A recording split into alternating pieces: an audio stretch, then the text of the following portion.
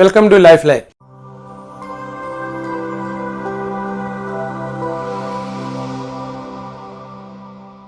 അപ്പോൾ പ്രൊഡക്റ്റ് വിൽക്കുക എന്ന് പറയുന്നത് എല്ലാവരെ സംബന്ധിച്ചിടത്തോളം വളരെ ബുദ്ധിമുട്ട് അവർക്ക് ഫീൽ ചെയ്യുന്നൊരു സംഭവമാണ്.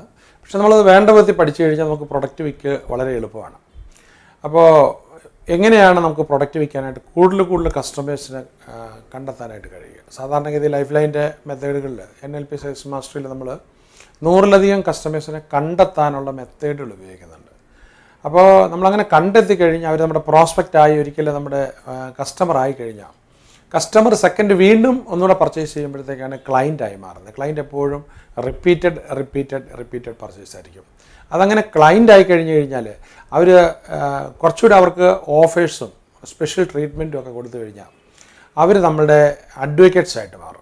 അതായത് മറ്റുള്ളവരോട് പറയും ഇത് വാങ്ങിക്കണം എന്ന് അവർ ഇടയ്ക്കിടയ്ക്ക് പറഞ്ഞുകൊണ്ടിരിക്കും. അതല്ല അവർക്കും നമ്മളെന്തെങ്കിലും ഒരു മൂല്യം വീണ്ടും ഷെയർ ചെയ്യുന്നുണ്ടെങ്കിൽ അവർ നമ്മുടെ പ്രൊമോട്ടേഴ്സായിട്ട് മാറും.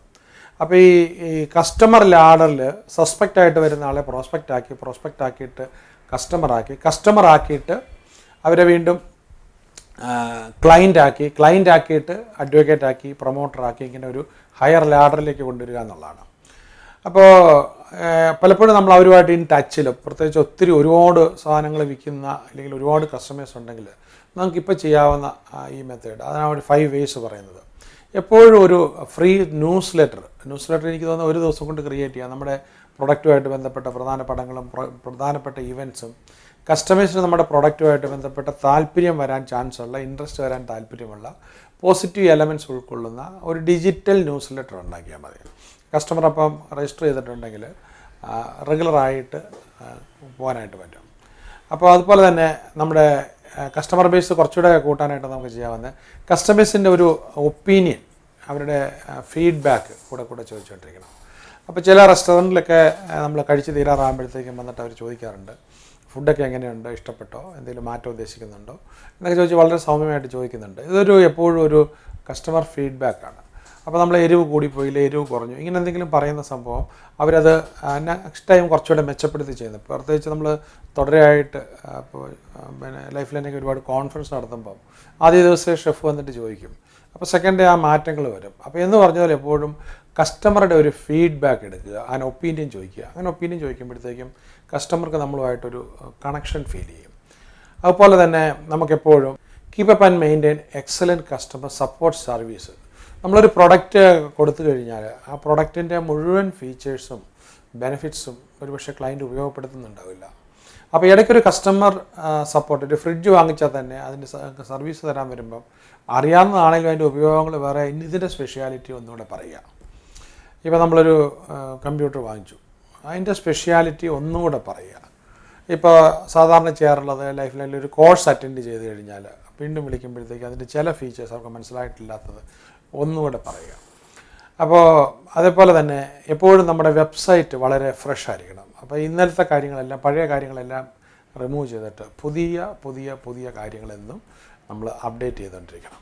അപ്പോൾ ആൾക്കാർക്ക് അതിനകത്ത് വീണ്ടും കയറി നോക്കാനായിട്ട് പറ്റും. അപ്പോൾ അതുപോലെ തന്നെ നമുക്ക് ഇന്നത്തെ ആൾക്കാരുടെ പർച്ചേസ് ബിഹേവിയർ മാറിപ്പോയിരിക്കുന്നു. ഇപ്പോൾ അവർ നമ്മുടെ കടയിലത് കണ്ടു കഴിഞ്ഞാലും കണ്ടിട്ട് പലപ്പോഴും ഓൺലൈനിൽ അത് കിട്ടുമോ എന്നുള്ളത് നോക്കിയിട്ട് കഴിയുമെങ്കിൽ ഓൺലൈനിൽ നിന്ന് വാങ്ങിക്കുക ചെയ്ത്. അപ്പോൾ അതുകൊണ്ട് തന്നെ നമുക്കും എപ്പോഴും സോഷ്യൽ മീഡിയയിലും യൂട്യൂബിലും അതുപോലെ തന്നെ നമുക്കും ഈ ആമസോണിലും ഒക്കെ നമുക്കും വിൽക്കാം. അപ്പോൾ ഇപ്പോൾ നമ്മൾ അവരെ പേടിക്കുകയല്ല വേണ്ടത്. ഇപ്പോൾ വാൾമാർട്ട് പോലും വന്നു കഴിഞ്ഞാലും നമുക്ക് അവരിലേക്ക് നമുക്ക് വിൽക്കാൻ പറ്റും.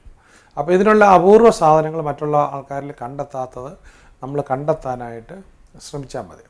അപ്പോൾ വളരെ പ്രധാനമായിട്ട് നമുക്ക് നോക്കുന്നത് ഒരാളെ ഒരു കസ്റ്റമറെ പിടിച്ചു നിർത്താനായിട്ട് ഇപ്പം ചില റെസ്റ്റോറൻറ്റിലൊക്കെ ചെന്ന് കഴിഞ്ഞാൽ ഉടനെ തന്നെ ഒരു പ്രത്യേക ഡ്രിങ്ക് ഒരിക്കലൊരു റെസ്റ്റോറൻറ്റുകാരൻ എനിക്ക് നറുന്നാണ്ടി ജ്യൂസ് എന്നും പറഞ്ഞു. അപ്പോൾ ഞാൻ കേട്ടിട്ടും കണ്ടിട്ടും ഇല്ലാത്ത സംഭവമാണ്. അപ്പോൾ അത് തരികയുണ്ടായി. അതുപോലെ തന്നെ ഭക്ഷണമൊക്കെ കഴിച്ചിട്ട് ഇറങ്ങി പോകാൻ നേരത്ത് വെറ്റിലച്ചാറായിട്ടൊരു ചെറിയൊരു 2 സ്പൂൺ വരുന്നൊരു സംഭവം ഉണ്ടായി.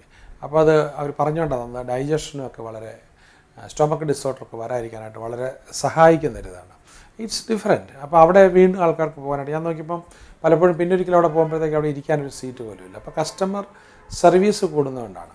അപ്പോൾ ഈ കാര്യങ്ങളൊക്കെ നമുക്ക് സോഷ്യൽ മീഡിയയിൽ എടുത്തിടാം വീഡിയോസായിട്ട്. അല്ലെങ്കിൽ പിക്ചേഴ്സായിട്ട് എടുത്തിടാം, ഇൻസ്റ്റഗ്രാമിലിടാം. അപ്പോൾ എപ്പോഴും നമ്മൾ സോഷ്യൽ മീഡിയ ആയിട്ട് ചേർന്ന് ചെയ്യാൻ പറ്റുക എന്നുള്ളതാണ്. ബിസിനസ്സിലേക്ക് വളരെ സൂക്ഷിച്ചൊന്ന് നോക്കിക്കഴിഞ്ഞാൽ, ഇന്ന് മുതലൊന്ന് ഒബ്സർവ് ചെയ്തുകൊണ്ടിരുന്നു കഴിഞ്ഞാൽ നമുക്ക് ഒരുപാട് വഴികൾ കിട്ടും.